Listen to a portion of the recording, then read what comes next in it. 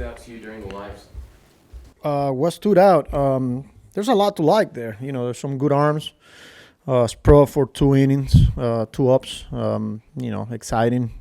One of our young prospects. It was good to see him this early in camp already build up that way.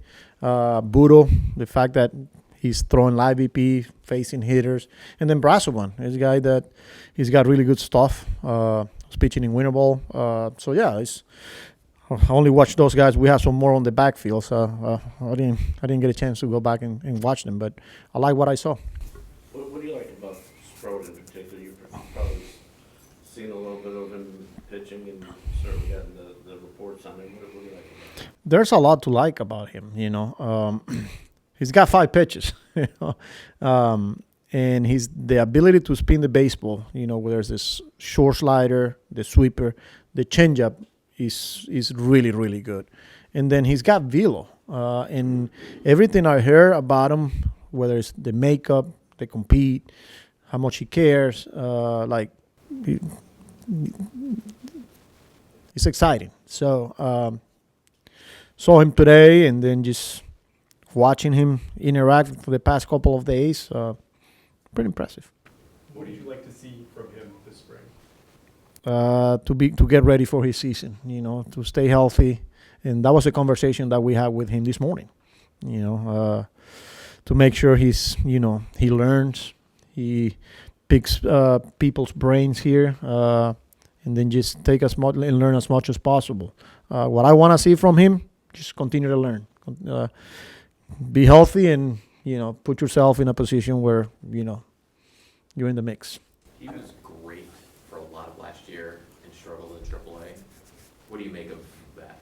That's baseball, and I think honestly, I'm probably not gonna sound right, but you want those guys to struggle in the minor leagues. You want those guys to face some type of adversity and see how they're going to respond. Because that's part of it, being a big leaguer, the mental side, and how you're gonna respond after a bad outing. How you're gonna get knocked down. You got to find a way to get back up. And I was, not gonna say glad, but it was good to see that he was getting hit around a little bit and kind of humble him a little, because he kind of flew through the minors.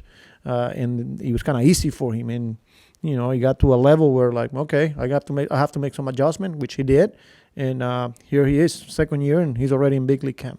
It seemed like Hef couldn't get him out of there fast enough after that comeback. That's a nice play. It's a nice play. I guess that was it for him. What do you think is the next step in Sproat's development? He's consistency, in his ability to make adjustments as he continues to face good hitters and face those guys, multiple times. Good hitters will make adjustments, and he's going to have to learn to make adjustments, whether it's how he makes his pitches, because he's got a lot of them. He's just figuring out how to get people out, having the awareness of the situation, and just little things like that, that at that level is important. How do you get a guy who's probably for a lot of his life been able to get by on just sort of blowing people away? How do you get him to trust in those other pitches? Well, that's part of the development. There's going to be outings where, we will tell him that, hey, you got to use this pitch. You got to, because you might get away here at AAA, but you probably know that's not a good indicator that you'll get away at the big league level. So in order for you to get through a lineup 3 times through, so things like that, you're going to have to use multiple pitches. And he's got that. It's just a matter of when to use it, how to use it, who he's using it against, whether it's a righty or lefty. And in the meantime, keeping things simple, because with a guy like that that's got so many pitches, he could get away from something. So just keeping things simple and just being himself. As far as Butto goes, what was that conversation like when you told him the plan that you guys saw him as a reliever this year? It was good. It was a good conversation. He wants to contribute, and he'll do whatever it takes to help the team win baseball games. So we used him on that role last year, and he's comfortable. But who knows what happened, throughout the year. As of right now, multiple innings, and he was excited. He learned a lot last year. especially towards the end when it was hard and it was a grind for him, going through the ups and downs and then getting deep into October and, pitching when you're not feeling at your best and you got to find a way to get the job done. So it was a good experience for him coming off a really good off season. He's feeling good. And like I said, that conversation, it wasn't hard at all.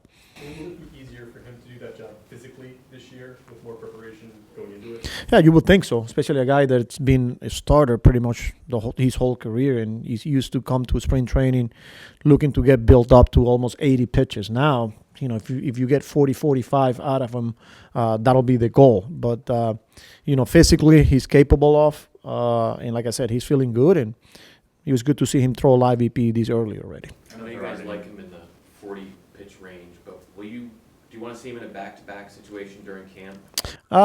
We'll see. It's hard when you're trying to build someone up, like if we want to build him up to, say, 35, 40, 45, he's going to need some time off, So this is as camps unfold, and things develop itself.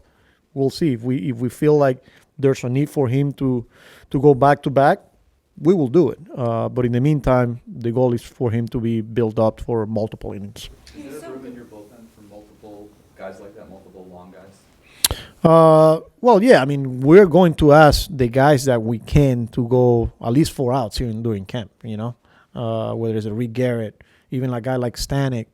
Minter, not so sure because he's we're using this kind of like as a rehab progression. But a lot of them, you'll see them with the 2 ups. So, I think it's important, but everybody's different. So we'll see how they're progressing and how they're recovering, and we'll make that decision. But it's important for some of those guys to at least get the 2 ups. He was so good in that role the first half of last season, and then he struggled towards the end of the season and a bit in the postseason. One of the things you said you want to talk to him about was handling some of the failures that he had in that role. Is that something that you still want to work with him, or do you need to see him be able to handle that a little bit better? I thought he handled it well last year, even when some of the outings where he wasn't as good. You said it when he first came up, he was pretty nasty for us. And every time he took the baseball, whether it was 2 innings, 3 innings, high leverage, and then I think the role it was kind of like a back and forth where it's 1 out in 2, 3 innings, and then we needed him to go back to back because we needed that, and it took a toll on him. He was pretty gassed towards the end, and to his credit, he kept taking the baseball. We were playing the NLCS, and there were days where like he needed an extra day, where it's like, hey man, if you need me, I'm available, and it wasn't easy for us to call his name because we knew what he was going through. So the way he handled adversity and just going through the whole experience, what it takes to pitch at the big league level, what it takes to pitch high leverage innings, and then what it takes to pitch in the playoff. I think it was good for him. You see your sons out here. How special is that for you?